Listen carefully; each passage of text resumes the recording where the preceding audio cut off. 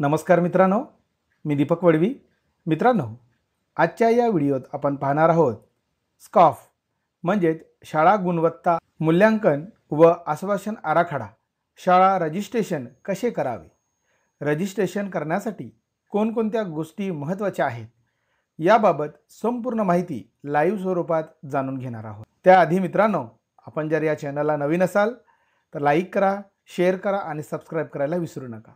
असेच माहितीवरील व्हिडिओ आपणास या चॅनलला पाहावयास मिळतील.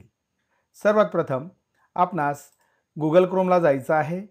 क्रोमला गेल्यानंतर या ठिकाणी गुगल क्रोमला गेल्यानंतर क्रोम ब्राउझरवर scrt/data.web.app हे आपल्याला कीवर्ड सर्च करून घ्यायचं आहे. सर्च केल्यानंतर मित्रांनो, या ठिकाणी आपण राज्य शैक्षणिक संशोधन व प्रशिक्षण परिषद महाराष्ट्र पुणे यांच्या या वेबसाईटला आपण रिडायरेक्ट होणार आहोत. या ठिकाणाहून आपल्याला आपण बघू शकतो शाळा गुणवत्ता मूल्यांकन आणि आश्वासन आराखडा म्हणजेच scoff, school quality assessment and assurance framework म्हणजेच स्कॉफ या वेबसाईटवर आपण रिडायरेक्ट होणार आहोत. या ठिकाणी महत्त्वाचा आपल्याला 3 टॅब या ठिकाणी आपल्याला दिसत आहे. सर्वात आधी आपणास या 3 टॅबमधून आपल्याला आपल्या शाळेसाठी एक नवीन खातं आपल्याला तयार करून घ्यायचं आहे. मित्रांनो, या ठिकाणाहून आपल्याला आपल्या शाळेचं अकाउंट क्रिएट करून घ्यायचं आहे. त्यानंतर आपल्याला अकाउंट तयार करून झाल्यानंतर या ठिकाणी लॉग इन करून घ्यायचं आहे आणि जी माहिती आपण भरणार आहोत ती या ठिकाणाहून आपण लॉग इन करून ही माहिती भरू शकणार आहोत. त्यानंतर आपण जर पासवर्ड विसरलात तर या ठिकाणाहून आपल्याला हा पासवर्ड फॉरगेट किंवा बदलता येणार आहे. सर्वात आधी आपणास या ठिकाणी आपल्या शाळेचं खातं आपल्याला तयार करून घ्यायचं महत्त्वाचं आहे. या ठिकाणी सर्वात आधी आपणास शाळेचं अकाउंट तयार करणं फार गरजेचं आहे. या ठिकाणी आपल्याला लँग्वेज देखील चेंज करण्यासाठी ऑप्शन देण्यात आलेला आहे. या ठिकाणी इंग्रजी देखील तुम्ही डॅशबोर्ड करू शकतात आणि मराठी देखील या ठिकाणी चेंज करू शकतात. या ठिकाणी सर्वात प्रथम मी माझ्या शाळेचं खातं या ठिकाणी क्रिएट करून घेणार आहे. या ठिकाणी खाते तयार करा या टॅबवर आपल्याला क्लिक करून घ्यायचं आहे. क्लिक केल्यानंतर या ठिकाणी पुढील पेज आपल्यासमोर येणार आहे. या पद्धतीने या ठिकाणी कृपया तुमचा युजर नेम आणि पासवर्ड लिहून ठेवावा या ठिकाणी सूचना आलेली आहे. आपण जो युजर नेम आणि पासवर्ड तयार करणार आहोत तो लक्षात ठेवणं गरजेचं आहे किंवा लिहून ठेवणं याबाबत या ठिकाणी सूचना देण्यात आलेली आहे. मित्रांनो, या ठिकाणी आपणास आपल्या शाळेचा किंवा मुख्याध्यापकांचा जो ईमेल ID असेल तो या ठिकाणी टाकून आपल्याला हे रजिस्ट्रेशन कंप्लीट करून घ्यायचं आहे. त्यानंतर या ठिकाणी आपल्याला 8 अंकी असलेला पासवर्ड या ठिकाणी तयार करून घ्यायचा आहे आणि हाच पासवर्ड पुन्हा आपल्याला या ठिकाणी पुष्टी करून घ्यावायचा आहे. या ठिकाणी ही सर्व माहिती भरल्यानंतर आपणास या ठिकाणी खाते तयार करा हे जे बटन हाईड दिसत आहे ते बटन ॲक्टिव्ह होणार आहे. या ठिकाणी मी माझ्या शाळेची माहिती या ठिकाणी मी भरून घेतो.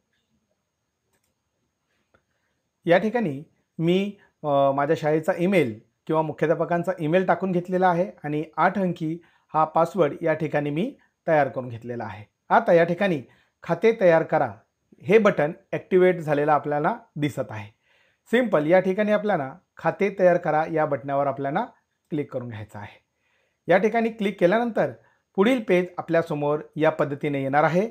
या ठिकाणी आपल्या ईमेल IDवर पुष्टी करण्यासाठी व्हेरिफिकेशन करण्यासाठी एक मेल पाठवला जाणार आहे आणि त्या मेलवर जो काही मेल येणार आहे त्याच्यावरनं त्या लिंकवरनं आपल्याला क्लिक करून त्या मेलवरून आपणास शाळा गुणवत्ता मूल्यांकन व आश्वासन आराखडा म्हणजेच स्कॉफ याचं रजिस्ट्रेशन हे कंप्लीट केलं जाणार आहे. या ठिकाणी पुन्हा आपल्याला एकदा व्यवस्थितरित्या मेल चेक करून घ्यायचा आहे. या ठिकाणी पुष्टी करा असा बटन आपल्याला देण्यात आलेला आहे. जर आपला ईमेल ॲड्रेस जर चुकीचा असेल तर या ठिकाणी आपण पुन्हा बॅक जाऊन ईमेल ॲड्रेस हा आपण टाकू शकणार आहोत. हा माझा ईमेल ID बरोबर असल्यामुळे मी या ठिकाणी ईमेल IDची पुष्टी करा या बटनावर मी क्लिक करून घेणार आहे. या ठिकाणाहून क्लिक केल्यानंतर या ठिकाणी आपण बघू शकतो माझा जो ईमेल आय डी आहे त्यावर यांनी एक व्हेरिफिकेशन मेल पाठवलेला आहे आणि मेलवर जाऊन त्याला आपल्याला व्हेरीफाय करून घ्यावायचं आहे। या ठिकाणी मी माझा ईमेल आय डी त्यामधला इनबॉक्स या ठिकाणी ओपन करत आहे। या ठिकाणी अशा पद्धतीचा मेल आपणास प्राप्त होणार आहे। SCRT-data वरील या ठिकाणी मेल आलेला आहे। या ठिकाणी आपण बघू शकतो या ठिकाणी जी लिंक दिलेली आहे या लिंकवर आपल्याला क्लिक करून घ्यावायचं आहे। या ठिकाणी मी या बटनावर क्लिक करून घेतो, या लिंकवर क्लिक करून घेतो।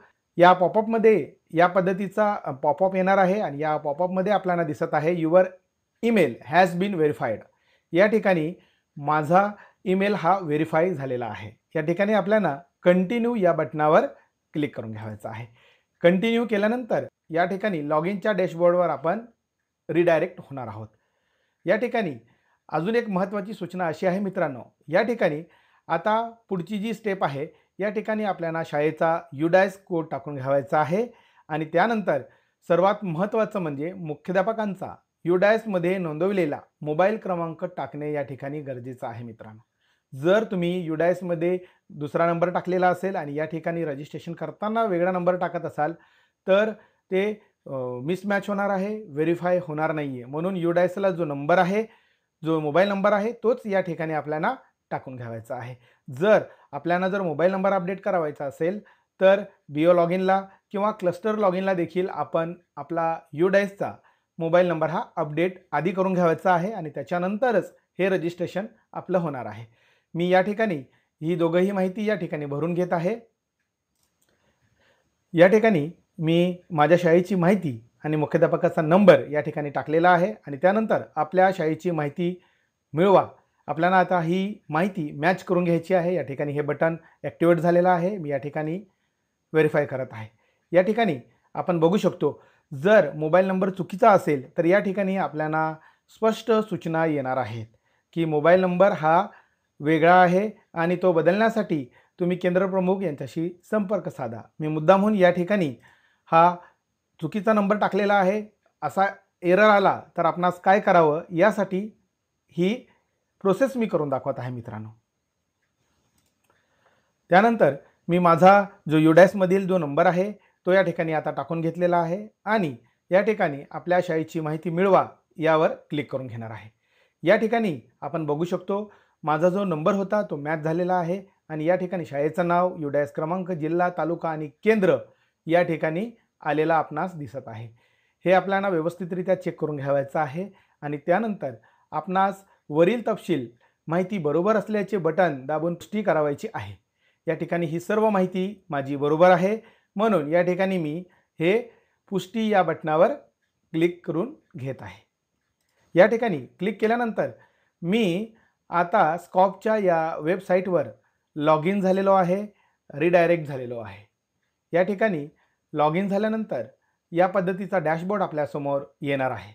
या ठिकाणी आपल्या पूर्ण शाळेची माहिती असणार आहे आणि या ठिकाणी जे आपल्याला जे मानक दिलेले आहेत त्या मानकांची माहिती आपल्याला सर्व माहिती ही ऑनलाईन भरून घ्यायची आहे। स्कॉप किंवा शाळा गुणवत्ता मूल्यांकन व आश्वासन आराखडा याचे शाळेचे रजिस्ट्रेशन कसे करावे या संदर्भात संपूर्ण माहिती आपण जाणून घेतलेली आहे। मित्रांनो, नक्कीच तुम्हाला काही अडचण असेल तर मला कमेंट करा, मी त्याचं उत्तर देण्याचा प्रयत्न करेन। आणि हे मानक कसे भरावे, या ठिकाणी पुरावे कोणते जोडावेत या संदर्भात आपण पुढील व्हिडिओत अधिक माहिती जाणून घेणार आहोत। तुम्हाला व्हिडिओ आवडला असेल लाईक करा, शेअर करा आणि सबस्क्राईब करायला विसरू नका। धन्यवाद मित्रांनो।